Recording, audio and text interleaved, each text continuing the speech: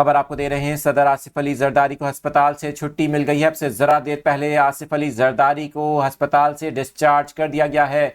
सदर आसिफ अली जरदारी के ज़ाती मुआलिज डॉक्टर आसिम की जानिब से अस्पताल से डिस्चार्ज किए जाने की तस्दीक की गई है।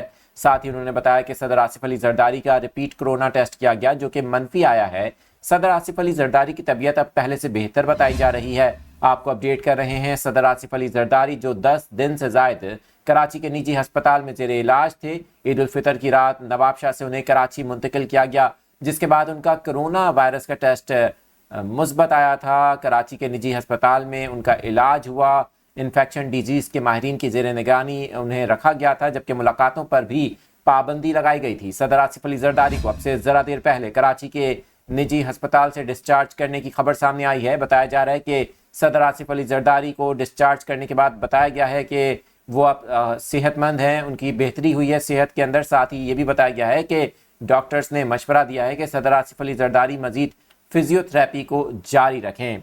आपके साथ अहम खबर शेयर कर रहे हैं। आपको बताएं, सदर आसिफ अली जरदारी को सेहत बेहतर होने पर अस्पताल से छुट्टी दे दी गई है।